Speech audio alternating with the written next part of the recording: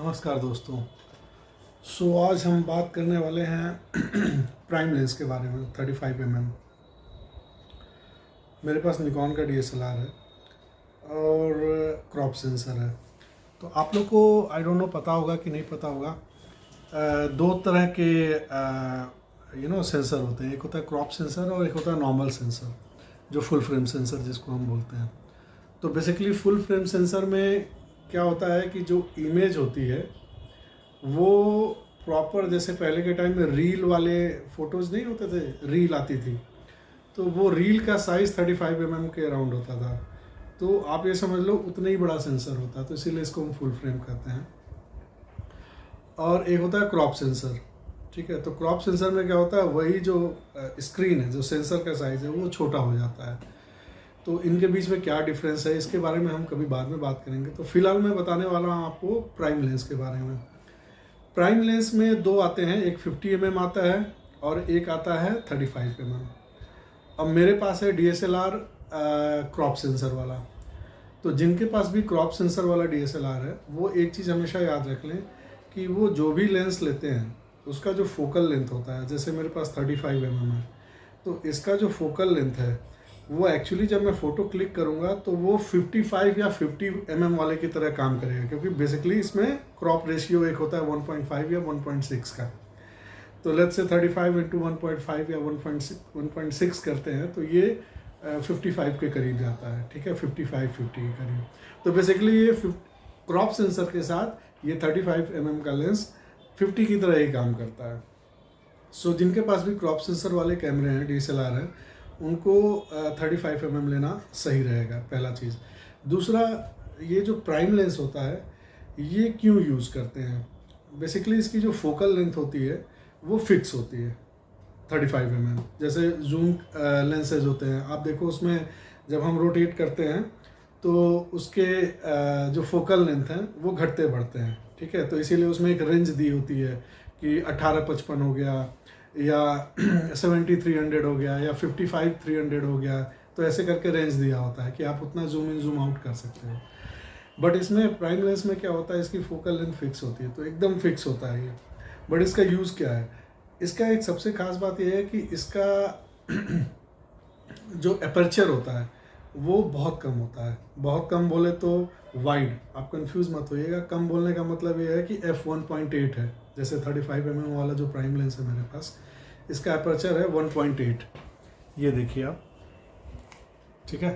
तो बेसिकली इसका जो आप देख रहे हो, आई थिंक अब आ रही होगी, हाँ, तो ये 1.8 है इसका एपर्चर। तो एपर्चर कम होने का मतलब कि ये वाइड, जो आगे आप देखोगे एक एपर्चर ऐसे खुलता बंद होता है ना, ऐसे करके होता है, ऐसे ऐसे ऐसे ऐसे खुलता बंद होता है। तो बेसिकली वो एपर्चर होता है। जब आप एफ वैल्यू घटाते या बढ़ाते हो तो उसी के बेसिस पे वो कम ज़्यादा होता रहता है, वो सर्कल टाइप का बनता है, तो उसी को हम एपर्चर कहते हैं, वो लेंस के अंदर होता है।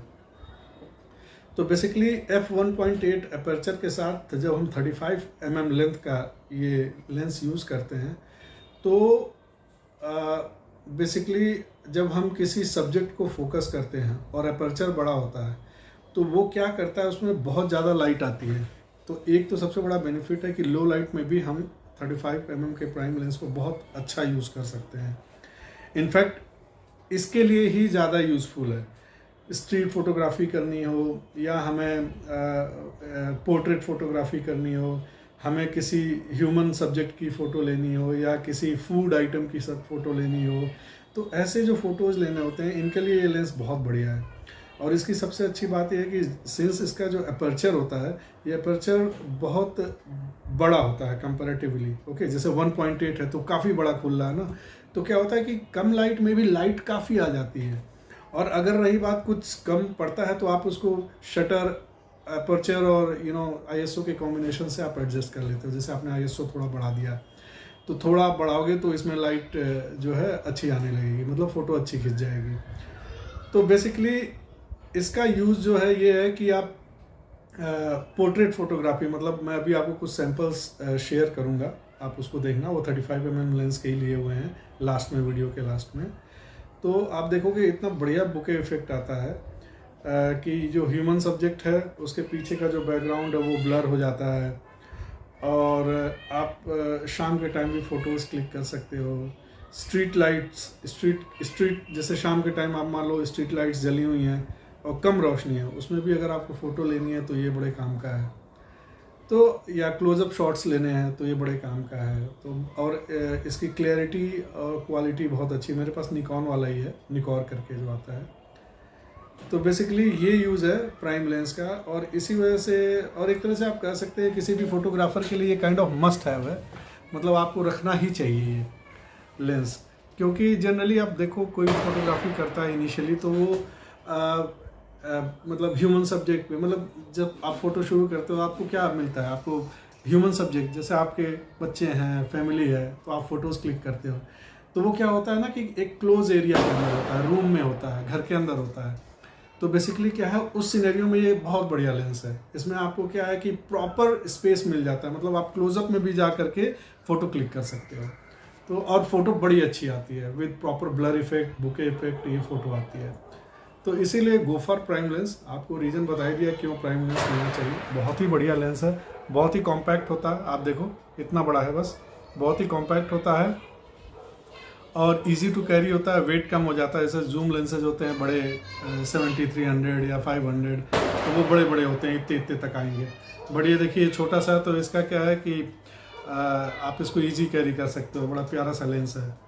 तो या you can go for it. और क्रॉप सेंसर के जो लेंसेज आते हैं ना, ये थोड़े सस्ते भी होते हैं, तो अच्छा है अपने जैसे लोगों के लिए, ठीक है, गरीबों के लिए। चलिए गाइज, ठीक है, रखते हैं। नमस्ते, बाय बाय, टाटा। अभी आप फ़ोटो देख लीजिएगा, मैं अभी इसके बाद फ़ोटोज़ को शेयर कर रहा हूँ जो मैंने 35 mm से लिए हुए हैं। ओके, चलिए, थैंक यू, बाय बाय, सी या, फिर मिलते हैं।